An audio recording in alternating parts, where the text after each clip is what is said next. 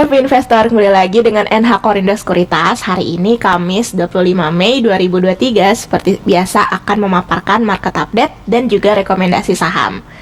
Kita lihat dulu untuk outlook hari ini dari Dow Jones yang kembali harus tergerus untuk hari keempat berturut-turut dipicu oleh pembicaraan terkait pagu utang Amerika Serikat. Ini sepertinya menemui jalan buntu dan ada potensi menimbulkan gagal bayar pertama dalam 4 dekade tepat pada tenggat waktu 1 Juni mendatang.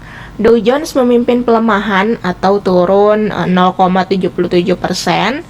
Adapun 10 dari 11 sektor S&P 500 ini bergerak ke teritori negatif, terkecuali sektor energi yang mendapat angin segar dari rencana pemotongan produksi OPEC+, ditambah rilis data US crude oil inventories yang secara mengejutkan ini turun jauh di bawah ekspektasi. Nah, kemudian ada data CBOE Volatility Index yang juga terkenal sebagai indeks ketakutan Wall Street, ini naik ke sekitar titik tertinggi 3 minggu. Pandangan mengenai suku bunga dari The Fed ini menjadi pusat perhatian pelaku pasar. Adapun rilis Fed Meeting Minutes dari rapat terakhir 2 hingga 3 Mei lalu ini berhasil menunjukkan bahwa kebanyakan pejabat The Fed menilai bisa saja mereka tidak perlu menaikkan suku bunga lagi pada FOMC meeting mendatang pada tanggal 13 hingga 14 Juni. Nah, walaupun pivot juga belum bisa terjadi menimbang belum cukupnya alasan kuat untuk mengakhiri tren kebijakan moneter ketat. Nah, kemudian kita lanjut dari benua Eropa sendiri, ini Inggris berhasil mencatatkan penurunan inflasi untuk bulan April ya ke tingkat 8,7%. Nah, kemudian untuk hari ini akan dinantikan angka GDP kuartal 1 2023 dari Jerman. Dari Amerika Serikat juga akan diumumkan GDP kuartal 1 2023 dan initial jobless claims yang mana diprediksi angka klaim pengangguran akan keluar di angka 250.000 atau bertambah dari minggu sebelumnya. Kemudian Amerika Serikat juga akan menantikan data pending home sales di mana diperkirakan terdapat pertumbuhan sebesar 0,5%, termasuk jauh lebih tinggi dari penurunan bulan sebelumnya. Nah, dari Indonesia sendiri, Bank Sentral Indonesia kembali menunjuk Peri Warjio sebagai Gubernur BI untuk periode kedua. Situasi market yang cukup volatile ini berhasil menutup IHSG di teritori positif, naik 0,14%, walaupun ini masih kurang ke level aman setidaknya di atas 6765 hingga 6785. Kami pun masih tetap menyarankan para investor atau trader untuk tidak tergesa-gesa menambah posisi sebelum level resisten tersebut mengkonfirmasi mampu terlalui. Untuk most active stocks, kemarin itu ada BBRI, Telkom, BBCA, BMRI, BBNI, Goto, SII, Adaro, Boga, dan NATO. Sementara untuk transaksi foreign kemarin itu tercatat 737 miliar rupiah. Dengan top foreign buy-nya ada BBRI, Goto, BBCA, SII, ICBP. Sementara top foreign sell-nya ada BMRI, KLBF, NCKL, MAPI, dan UNVR. Nah, kemudian kita lanjut untuk company news. Yang pertama ada dari MIDI yang berencana membuka 500 gerai baru Lawson dan 200 gerai baru Alfamidi tahun ini. MIDI berencana menambah gerai dengan menyasar daerah Indonesia Timur, sedangkan pada ekspansi Lawson, pihaknya ini fokus pada daerah Jawa dengan mengandalkan jaringan Alfamidi. Untuk ekspansi Alfamidi perbandingannya 60:40 atau 60% ini ke kawasan Indonesia Timur, sedangkan sisanya ke kawasan Indonesia Tengah dan Barat. Kemudian yang kedua ada dari TPMA yang berusaha memperkuat bisnisnya di tahun 2023, salah satunya dengan menambah armada kapal baru. Di tahun ini, perseroan mengalokasikan capex sebesar 40 juta USD yang ditujukan untuk membeli 5 set kapal untuk perusahaan dan 20 set kapal untuk Translogistik Perkasa. Nah, adapun untuk financing kapal tersebut, sebagian besar ini berasal dari pinjaman perbankan. Kemudian yang ketiga ada dari RALS, di mana akan membagikan dividen senilai 307,4 miliar rupiah atau ini setara 50 rupiah per saham. Nah, pembagian dividen ini telah mendapatkan persetujuan RUPST pada hari Rabu 24 Mei. Adapun cum dividen ini di tanggal 5 Juni 2023, sementara X-nya itu di tanggal 6 Juni 2023. Kemudian kita lanjut untuk domestic and global news. Dari dalam negeri sendiri, ada pemerintah yang memberikan restu relaksasi ekspor mineral mentah kepada 5 badan usaha hingga Mei 2024 mendatang. Menteri SDM menjelaskan relaksasi dari beberapa industri smelter ini dilaksanakan atas justifikasi yang baik.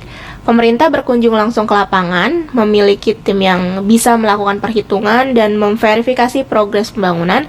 Adapun 5 badan usaha yang dimaksud tersebut antara lain ada PT Freeport Indonesia, Aman Mineral Nusa Tenggara untuk komoditas tembaga, PT Sebuku Iron Lateritic Ores untuk komoditas besi, PT Kapuas Prima Citra untuk komoditas timbal, kemudian yang terakhir ini ada PT Kobar Lamandau Mineral untuk komoditas seng. Nah, adapun Menteri SDM menyatakan pemerintah telah menghitung dampak kerugian bagi negara apabila keempat mineral mentah tersebut tidak diberikan perpanjangan izin ekspor. Nah, adapun dari globalnya sendiri, ini ada terkait harga batu bara ICE Newcastle. Pada penutupan pasar Eropa terpantau bergerak turun ke level 158,10 USD per ton di tengah tekanan harga domestik pasar Cina lantaran batu bara Australia menyebabkan penumpukan di pelabuhan Cina. Nah, kemudian berdasarkan data bar chart, ini harga batu bara di seluruh kontrak kompak memerah pada penutupan pasar Eropa. Nah, kemudian juga kita tahu bahwa sebelumnya pada pemberitaan Bloomberg ini batu bara Australia terus membuat terobosan di antara pembeli Cina menambah tekanan pada harga domestik Cina dengan pengiriman baru naik ke level tertinggi sejak Beijing menghentikan impor pada musim gugur 2020. Nah, adapun larangan itu berakhir pada awal tahun ini. Kemudian juga selera Cina untuk batu bara berkualitas tinggi yang dipasok oleh Australia mendapatkan momentum di tengah kekhawatiran bahwa peningkatan produksi dalam negeri ini mencakup terlalu banyak bahan bakar yang memiliki tingkat rendah. Kemudian kita lanjut untuk Global and Domestic Economic Calendar. Hari ini dari Indonesia sendiri ada mengenai pengumuman Bank Indonesia suku bunga 7 days reverse repo rate. Kemudian rata-rata lainnya itu dari Amerika Serikat ada GDP maupun initial jobless claims dan continuing claims.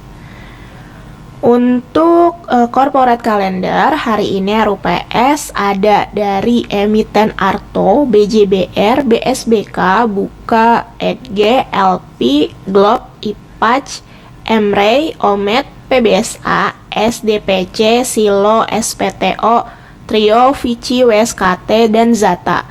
Sementara untuk cum dividen ada dari emiten Bevin, INKP, Tapci, dan Tekim. Untuk daily technical, hari ini IHSG kami proyeksikan bullish atau konsolidasi dengan overview-nya menguji resisten penting neckline pola head and shoulders atau ini bearish reversal. Support terdekatnya di area 6725 hingga 6720, resisten terdekatnya di 6765 hingga 6785. Adapun advice perdagangan hari ini yaitu hold atau averaging up secara bertahap. Kemudian untuk rekomendasi saham yang pertama ada ADMR. Rekomendasi kami hari ini yaitu spekulatif buy. Overview-nya ini pattern berbentuk parallel channel atau downtrend dan RSI-nya positive divergence. Untuk target terdekat di 900, stop loss di 770.